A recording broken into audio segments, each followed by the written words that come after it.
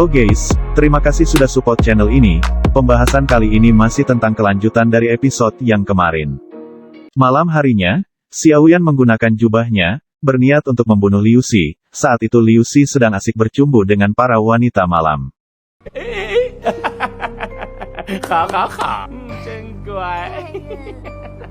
Tak lama dari itu datanglah Xun Er ke hadapannya. Tanpa ada sepatah kata pun, Liu Ze langsung mati setelah mendapatkan serangan darinya.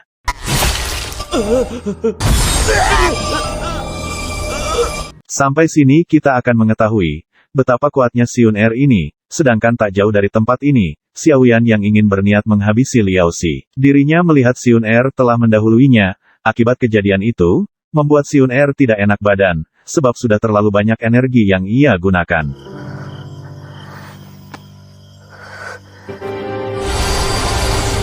Yao Lao membisikkan Xiaoyan untuk tidak mendatanginya, sebab Xun Er adalah wanita hebat dan dia akan cepat sembuh dengan sendirinya. Ketua Jelei tentunya menganggap bahwa perbuatan ini adalah ulah dari keluarga Xiao. Dirinya menyuruh bawahannya untuk memanggilkan guru Liu Xi untuk membalaskan dendam ini kepada keluarga Xiao.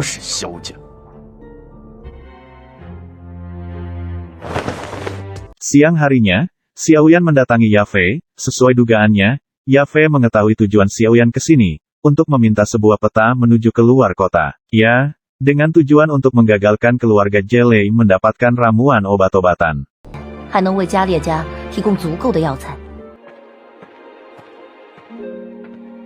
Benar sekali, saat itu Jelei dengan bawahannya menuju keluar kota. Sementara dari ketinggian, Xiaoyan meminta izin kepada ayahnya untuk menggagalkan rencana mereka semua. Dengan kepercayaan tinggi, ayahnya yakin kalau putranya akan berhasil menjalankan misi ini. Lalu ayahnya memberikan restu dan doa untuk keselamatan Xiaoyan. Sebelum melakukan misinya, Xiaoyan mendapatkan pelajaran oleh Yao Lao di sebuah tempat yang bernama Gunung Monster. Nah, di sini Yao Lao memberikan sebuah pedang yang beratnya 100 kali lipat dari badan Xiaoyan. Dan Yao Lao melatih Xiaoyan dengan teknik tersebut, agar kelak Xiaoyan menjadi manusia yang kuat. Dan di sini Xiaoyan menjalani latihannya penuh perjuangan keras. Beberapa kali ia terjatuh menahan beban pedang tersebut.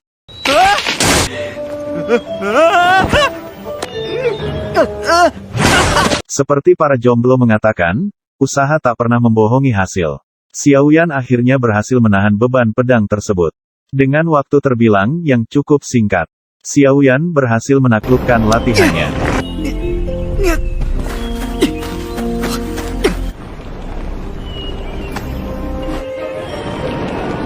Nah, di sini Xiaoyan mendengar teriakan seorang wanita yang minta tolong.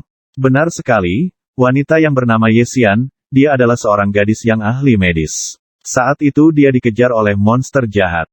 Monster ini tak segan membunuh juga memperkosa wanita yang berkeliaran di hutan ini. Dengan sigap, Xiaoyan datang dan menolong Yexia dan semua monster tersebut pun dikalahkan olehnya.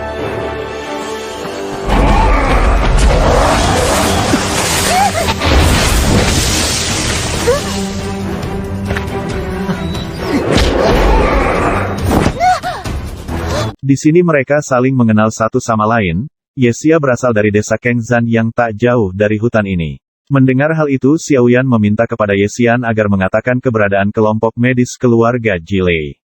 Sebelum mengatakan keberadaan mereka, Yexian meminta Xiaoyan menjaganya dari serangan para monster beberapa hari ke depan. Yexian berjanji, jika dia bertemu dengan kelompoknya, maka akan mengatakan keberadaan kelompok keluarga Jelei. Mendengar sebuah bisikan dari Yao Lao, dari raut wajahnya bahwa Yexian bukanlah orang jahat.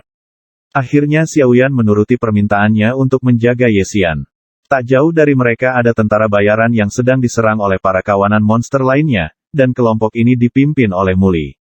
Meski mereka semua adalah tentara bayaran, tapi masih ragu untuk melawan para monster ini.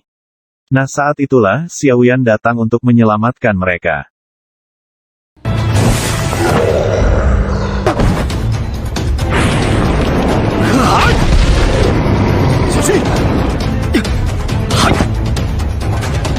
Sebagai ucapan terima kasih, Muli memberikan satu ekor monster kepada Xiaoyan.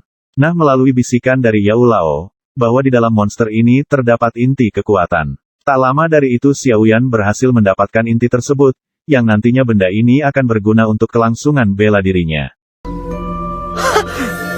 Ye Xian meminta kepada Xiaoyan untuk 1 hari lagi menjaganya, selagi kelompok desa Kingsan menuju ke tempat ini, Xiaoyan disuruhnya untuk menemani. Sebab tentara ini bukanlah orang-orang yang ramah. Dengan berat, Xiaoyan akhirnya bersedia untuk menemani 1 malam saja. Sementara Jia Lei dan bawahannya saat ini hampir sampai ke tempat tujuan.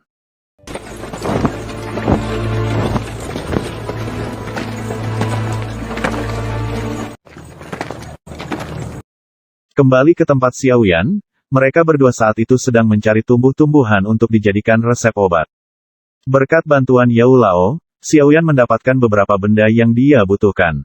哎呦，不愧是我徒弟，连运气都这么好。等你到明目清干，不过也是个垃圾。 Nah, tak lama dari itu datanglah Muli. Di sini dia mengajak Xiaoyan untuk bekerja sama. Karena dia tahu Xiaoyan begitu kuat dan mampu menjaga tentara lainnya dari serangan monster, namun Xiaoyan menolaknya dan pergi menuju arah Ye Xian berada. Saat ini Ye Xian menemukan sebuah goa, dia yakin kalau di dalam sana terdapat harta karun. Di sini Ye Xian meminta kepada Xiaoyan untuk sekali lagi memenuhi permintaannya, yakni menemaninya mengambil harta karun yang ada di dalam sana. Akhirnya Xiaoyan memutuskan untuk menuruti permintaan Ye Xian untuk yang terakhir kalinya. 好吧， 那不再变怪，相信我嘛。 Di sini mereka kemudian terjun bebas ke dasar jurang ini.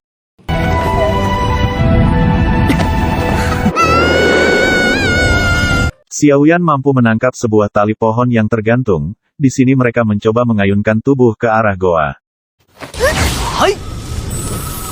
Namun sial, ular monster muncul dan menyerang mereka berdua.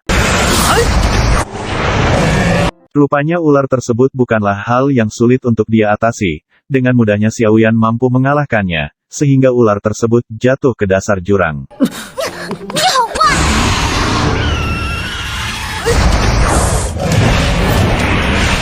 Singkatnya mereka berhasil masuk ke dalam goa dan menemukan beberapa potongan emas.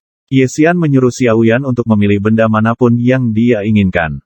Bukan emas permata, Xiaoyan hanya menginginkan sebuah bunga dan sisanya dia serahkan kepada Ye 发现 Xian. 宝物你功劳最大，你先挑吧。